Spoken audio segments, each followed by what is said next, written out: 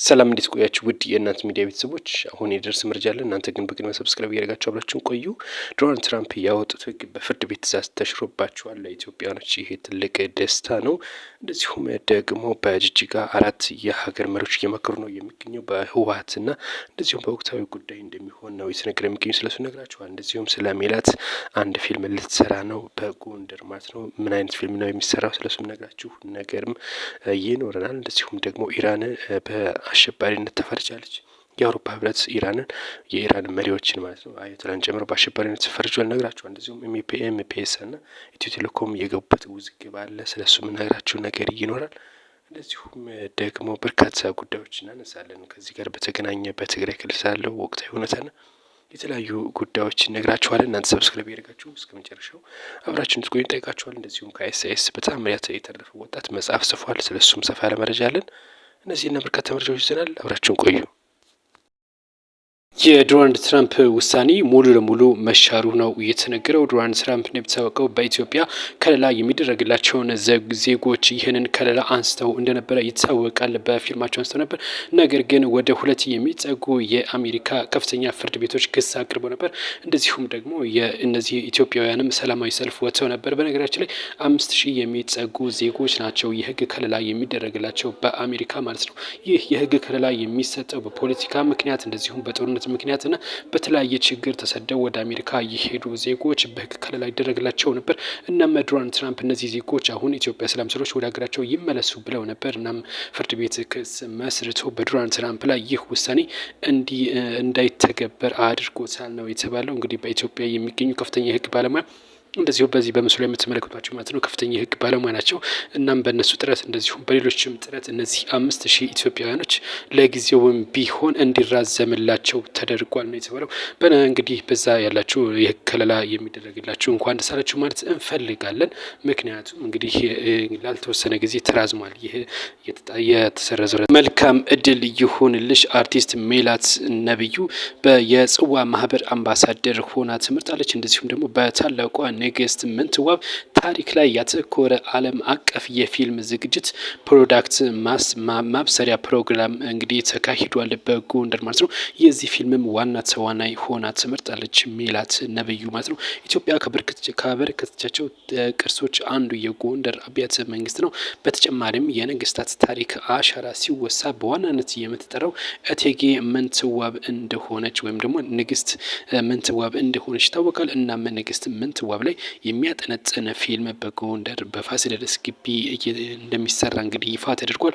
የዚህም እንግዲህ ንግስት ምንትዋብን ወክላ የምትሰራው ሜላት ነብዩ እንደሆነች ነው የታወቀው ማለት ነው። እንግዲህ ፊልሙ በጎንደር አብያተ መንግስት እንደሚሰራ እንደዚሁም ደግሞ እድሳቱን ለዓለም ለማሳወቅና ለቱሪስት ፍሰትም ይጠቅማል ተብሎ ነው እየታመነበት። ይህ ፊልም የሚሰሩት ማለት ነው በዋናነት የሆሊውድን እንግዲህ በሆሊውድ ስመጥር የሆኑ የፊልም ባለሙያዎች እንደዚሁም የተለያዩ የፕሮዳክሽን ላይ የተሰማሩ እንቁ ባለሙያዎች የሚሳተፉበት ፊልምም እንደሆነ ነው የታወቀው።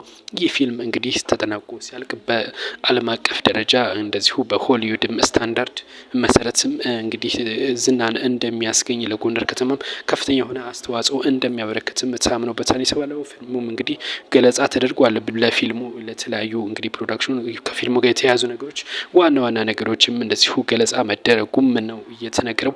እናም ፊልሙ ቀረጻውን በቅርቡ እንደሚጀምርም ነው የደረሰ መረጃ የሚያመለክተው። ከዚህ ጋር ተያይዞ እንግዲህ ሜላት ነብዩ እንኳን ደስ አለሽ ይህንን ትልቅ ክብር በማግኘትሽ እንላለን። እስኪ እናንተም በዚህ ጉዳይ እውነት ይህንን ንግስት ምንትዋብን ትወክላለች ወይስ አትወክልም የሚለውን ሀሳብ አስተያየቶችን አስቀምጡልን። ሰብስክራይብ ፎሎ እያደረጋችሁ አብራችሁን ቆዩ። መልካም ቆይታ። ከ11 ዓመት በፊት ዓለምን ያስደነገጠው የሊቢያው ግድያ በተአምር የተረፈው ወጣት መጽሐፍ ጽፎ ለሕዝብ ማቅረቡ ነው የተነገረው። ጓደኞቹ በአይሳይ ሲያዙ እሱ እንዴት ከጓደኞቹ ተለይቶ እንዴት እንደተረፈ በምን እድል በምን ምክንያትና በምን አጋጣሚ እንደተረፈ ጭምር የሚያትት መጽሐፍ ጽፎ ለገበያ አቅርቧል። ከ11 ዓመት በፊት ሚያዝያ 2007 ዓመተ ምህረት በአይሳይስ በሊቢያ በረሃ በኢትዮጵያውያን ላይ የደረሰውን ዘግናኝ ግድያ መላ ዓለምን ያስቆጣ እንደነበር ይታወቃል። ዛሬ ከዛ የሞት ቀጠና በመርፌ ቀዳዳ ሾልኮ የተረፈው ዳንኤል አብርሃ ያንን አስፈሪ ጉዞ እና እንደዚሁም ደግሞ የጓደኞቹን ሰቆቃ 23 በሚል መጽሐፍ እንግዲህ አሳትሞታል። ይህ መጽሐፉ ርዕስ 23 ነው የሚለው። ይህ መጽሐፍ በርካታ ጉዳዮችን ይዟል ሲል ገልጾ መጽሐፉ በዋናነት እየያዛቸው ከአዲስ አበባ እስከ መተማ እንደዚሁም ከሱዳን እስከ ሊቢያ እንዲሁም በባህር ላይ ውጣ ውረድ በዝርዝር ያስረዳል ሲል ነው የገለጸው። እነሱ ጓደኞቹ ወደ ሞት ሲሄዱ እሱ እንዴት እንደተረፈም ጭምር ያብራራል በዚህ በመጽሐፉ ላይ ማለት ነው። መጽሐፉን እንግዲህ በ262 ገጽ እና በ26 ምዕራፍ የተቀመጠ እንደሆነም የተነገረው። መጽሐፉ ጥር 22 ቀን 2018 ለገበያ ቀርቧል ተመርቆ ማለት ነው። እኛም እንግዲህ ይህን መጽሐፍ ብታነቡት እናለን። በተለይ በስደት ለመጓዝ ያሰባችሁ ሰዎች ይህ መጽሐፍ ይጠቅማችኋል ብለን እናምናለን እና መጽሐፉን ገዝታችሁ ብታነቡት ልጁንም ብታበረታቱት የሚል መልእክት እናስተላልፋለን። አዳዲስ መረጃዎች እንደዚህ እንዲደርሳችሁ ሰብስክራይብ፣ ፎሎ፣ ላይክ፣ ኮሜንት እያደረጋችሁ አብራችን ቆዩ። መልካም ቆይታ። ኢትዮ ቴሌኮም በሳፋሪኮም የቀረበበትን ክስ ውድቅ አድርጓል። ውድቅም አድርጎ እንደዚሁም ምላሽ ሰጥቷል።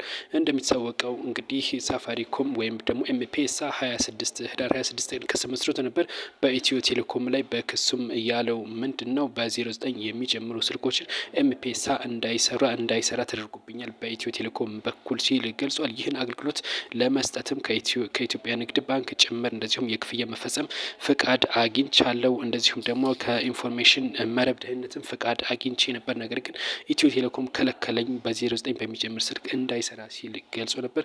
ፍሬሕይወት ታምሩ ምላሽ ሰጥተዋል። የኤምፔሳ መግለጫ ተገቢ ያልሆነ መልእክት ነው ለኢትዮ ቴሌኮም ያስተላለፈው። እኛ በደብዳቤ አሳውቀናችሁ ነበር፣ ይህንን ተግባር እንደመሆን እንደሌለበት አሳውቀን ነበር ሲል ገልጿል። በህግም ያስጠይቃል። ስም ማጥፋት ነው። እኛ ኢንተርኔት አልዘጋንባቸውም፣ አልከለከልናቸውም፣ ነገር ግን ህገ ደንቡ ስለማይፈቅድ በደብዳቤ አሳውቀን ነበር ስትል ነው ፍሬሕይወት ታምሩ የገለጸችው። እንግዲህ ከዚህ ጋር ተያይዞም ከስነ ስርዓት ውጪ በሆነ ምክንያት እንግዲህ ስማችን ጠፍቷል። እኛ ይሄንን ገና ከመጀመሪያው በደብዳቤ ያሳውቀናል። የእኛን ሲስተም መጠቀም እንደማትችሉ ነግረናቸዋል ስትል ነው ፍሬሕይወት ታምሩ ያስታወቀችው። እንደምታውቀው ኤምፔሳ በሳፋሪኮም ላይ ብቻ እንዲሰራ ነው፣ በሁሉም ስልኮች እንዲሰራ ነበር። ነገር ግን ኢትዮ ቴሌኮም ይህንን ፍቃድ አልሰጣቸውም። በዛሬው ዕለት በመቀሌ በርካታ ሁነቶች ተስተናግደዋል። ከነዚህ መካከል የባንክ ቤት ብር እጥረት መከሰት፣ እንደዚሁም ደግሞ የተለያዩ የንግድ ተቋማት መታሸግ እና እንደዚሁም ደግሞ የፕሌን በረራ አለመኖር፣ እነዚህ ናቸው በዋናነት ሲስተናገዱ የነበሩት። በመቀሌ በርካታ የንግድ ተቋማት ታሽገዋል። ከዋጋ በላይ በመጨመራቸው ምክንያት፣ በጦርነት ድባብ ምክንያት ከፍተኛ ዋጋ ጭማሪ ያደረጉ ሱቆችም እንደዚሁ እንዲታሸጉ ተደርጓል። በሌላኛው ዘርፍ ደግሞ በፊት እንግዲህ ሰጥ የነበረው 2000 ብር ነበረ ከሰሞኑ ማለት ነው። ከፍተኛ የብር እጥረት አጋጥሞ ነበር። እናም እሱም እንግዲህ ሙሉ ለሙሉ መጥፋቱና ባንኮችም አገልግሎት መስጠት ማቆማቸው የብር እጥረት ምክንያት ማለት ነው። ይሄ እንግዲህ በዛሬው ሲታየዋል ነው። እንደዚሁም ደግሞ በረራ ሙሉ ለሙሉ ታግዷል። 2 ቀን ሊሆነው ነው በነገራችን ላይ ወደ መቀሌ በረራ ካቆመ ማለት ነው። በዚህ ምክንያት ብዙዎች የተጉላሉ ይገኛል። እንዲሁም ደግሞ ወደ አዲስ አበባ በባስ 5000 ብር የነበረው በቀጥታ ከ8000 እስከ 10000 ብር በደላሎች እንግዲህ እየተጓዙ እንደሆነ መረጃዎች ደርሰውናል። ኢትዮጵያ፣ ኬንያ እንደዚሁም ደግሞ ጅቡቲና የተባበሩት አረብ ኤሚሬት በመሆን በጅጅጋ እንደሚመክሩ የተነገረ ነው የሚገኘው። በትናንትናው ዕለትም የኬንያ ደህንነት እንደዚሁ ወደ ጅጅጋ ማምራታቸው ነው የታወቀው ማለት ነው። ከዚህ ጋር ተያይዞ ዶክተር አብይ አህመድም እንደሚሳተፉበት ታውቋል። እነዚህ ሀገራት በምን ጉዳይ እንደሚመክሩ ግልጽ ባይሆንም ነገር ግን አንዳንድ የመረጃ ምንጮች እንደሚገልጹት ከሆነ በወቅታዊ ሁኔታ እንደሚመክሩም ታውቋል። በአፍሪካ ቀንድ በተለይም በህወሓት ጉዳይና በኤርትራ ጉዳይም እንደሚመከርበት ነው የተነገረ የሚገኘው። እንደሚታወቀው የተባበሩት አረብ ኤሚሬት ለኢትዮጵያ ድጋፍ እንደምታደርግ ይታወቃል። በተለያዩ የጦር መሳሪያዎች ጅቡቲም እንደዚሁ ሶማሊያና እንደዚሁ ኬንያ አንድ ሆነው ለመስራት ውይይት እንደሚያደርጉ በጅጅጋ ታውቋል። የሶማሊያ ክልል ፕሬዚዳንትም ሙስጠፊም እንደዚሁ እንደሚገኙበትም እንደዚሁ አቀባበልም ሲያደርጉ የተለያዩ ምስሎችም ወጥተዋል። እነዚህ ሀገራት እንግዲህ በጅጅጋ ጥብቅ የሆነ ውይይት እንደሚያደርጉ የተጠበቀ ነው የሚገኘው። በምን ጉዳይ ተወያዩ፣ ምን አደረጉ፣ ምን ተከሰተ የሚለውን ደግሞ ተከታትል ምንደርስላችሁ ይሆናል። እናንተ ግን ፎሎ፣ ሰብስክራይብ እያደረጋችሁ አብራችሁ እንዲቆዩ እንጠይቃችኋለን። መልካም ቆይታ። በዩቲዩብ ለመከታተል ከፈለጋችሁ ደግሞ እናት ሚዲያ 0612 ገብታችሁ መመልከት ትችላላችሁ። መልካም ቆይታ።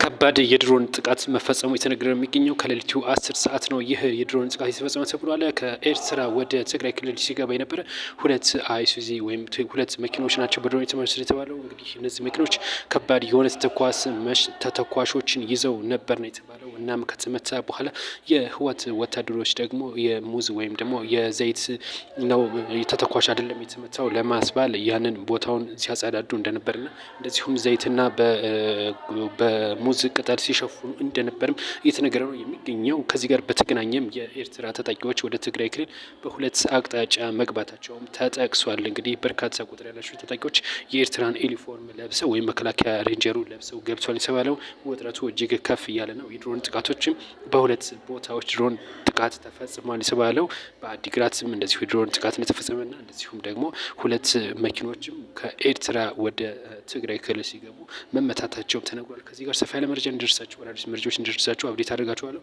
እናንተ ግን ሰብስክራይብ ያደርጋችሁ አብራችሁን ቆዩ። መልካም ቆይታ።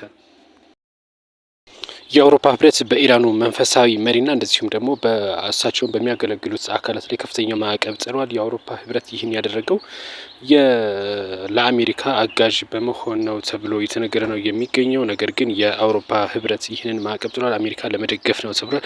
የኢራን መንፈሳዊ መሪ አያቶላ ካሚሊ ላይ ማዕቀብ መጣሉ ብዙዎች እያነጋገረ ነው የሚገኘው። ከዚህ ጋር በተገናኘ ግን ኢራን ምላሽ ሰጥታለች። አውሮፓውያን ይህንን ማዕቀብ የጣሉት አሜሪካ ለማስደሰት እንጂ ሌላ ምንም ጥቅም አያገኙም ስትል የገለጸችው። የአውሮፓ ህብረት በኢራን ላይ እንግዲህ ከባድ ማዕቀብ ነው የጣለው። በተለይ በመንፈሳዊው መሪ ላይ ማለት ነው ከበድ ያለ ማዕቀብ ጥሏል። እንደዚሁም ደግሞ በወታደራዊ አዛዦች ላይም ማዕቀብ ጥሏል። እንደዚሁም 6 ተቋማት ደግሞ ምንም አይነት እንግዲህ ብራቸው እንዳይንቀሳቀስም አድርጓቸዋል የተባለው ባለስልጣናቱ በሙሉ ወደ አውሮፓም ሀገር ሆነ ወዴትም ሀገር እንዳይንቀሳቀሱ በሽብር ወንጀል ከሷቸዋል።